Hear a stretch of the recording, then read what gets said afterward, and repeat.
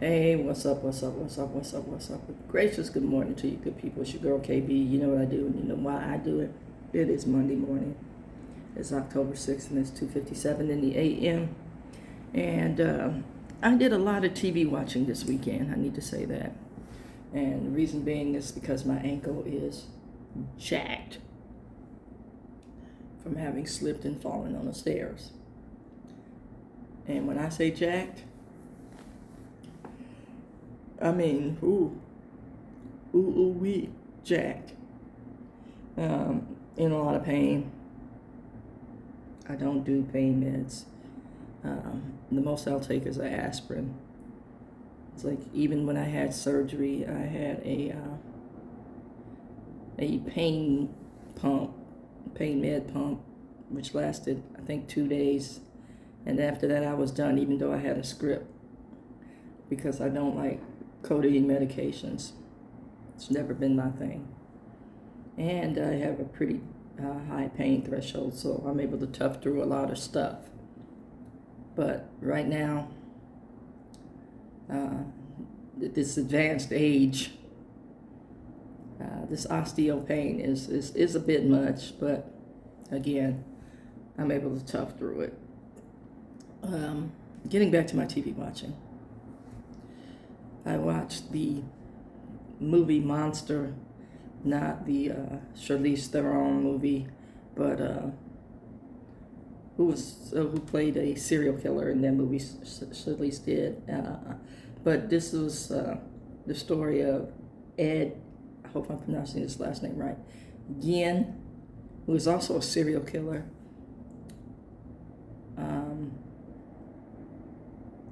And it was determined later in life that Mr. Gein was schizophrenic. And, you know, in my line of work, having to have some psych classes and continuing education units on psychiatric issues, because addiction is a psychiatric condition. I have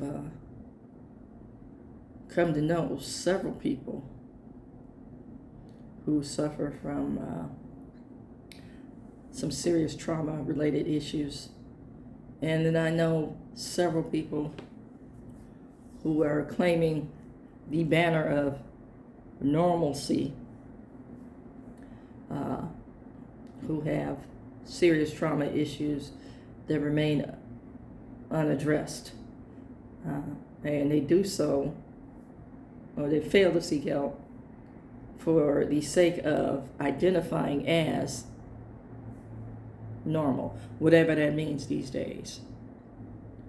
But what they fail to see, these particular individuals, is that their ambivalence towards seeking help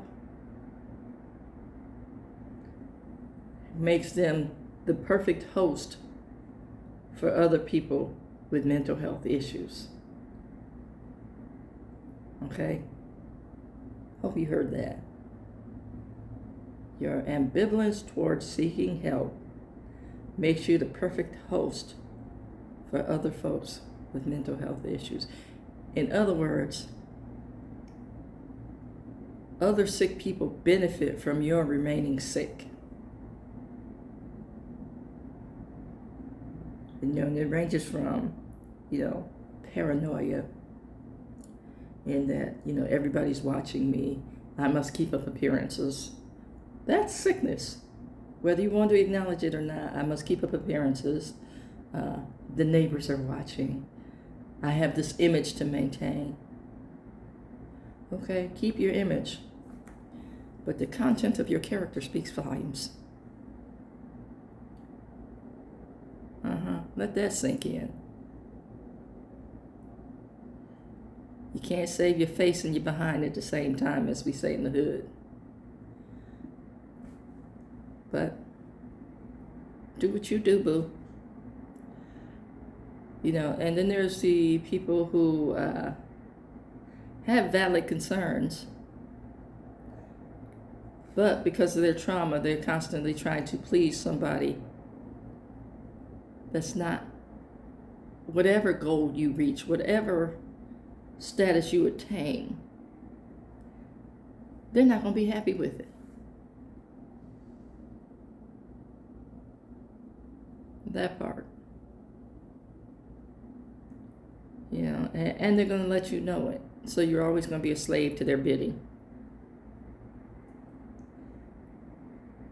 Then there's the other people who are just damaged by the folks who are damaged and keep them locked in that cycle of just nastiness, dysfunction. Yeah, and for the innocent victims, when you get caught in that undertow, you may be able to swim out, but you need to assess your damage as well, because you don't get out of anything unscathed. I need to say that. So that's one of the movies that I watched, and it was rather long, and Mr. Ginn was damaged by his mother's damage. And looking at that movie and dissecting that movie, you know, schizophrenia tends to be more diagnosed more in males. And diagnosed in the, I want to say, early 20s, that age of separation and independence, that part. And I have a bunch of relatable instances where this holds true, because a lot of folks tend to make that male who did not break free, you know, or did not leave home, their man, so to speak, and not in an intentional kind of way, but in a warped sense where, you know, that male was coddled and upheld and, you know, resentful for having had that level of attachment. It's a weird dynamic that needs to be studied more, I believe.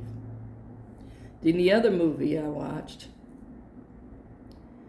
had some big names, African American stars, black stars, Don Cheadle, Terrence Howard, Kevin Hart, Samuel L. Jackson, Taraji P. Henson, and, you know, at times I found it comical, especially the Terrence Howard character, who was a gangster or you know, player from a bygone era. I want to say early 70s. So some of us are old enough to remember this. And my man walked around with a Farrah Fawcett wig on that was supposed to be his gangster press and curl.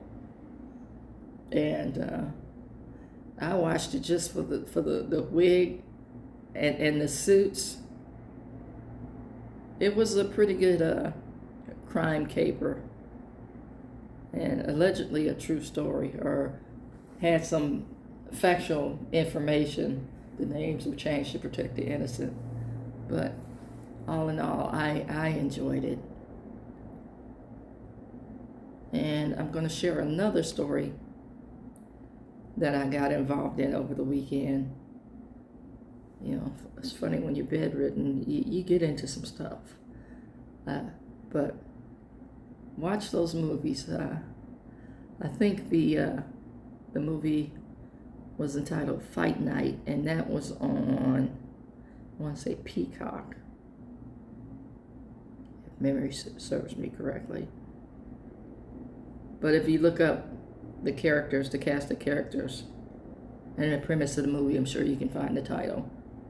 but the other one with the serial killer is part of Netflix. So I got pulled in. Maybe you will too.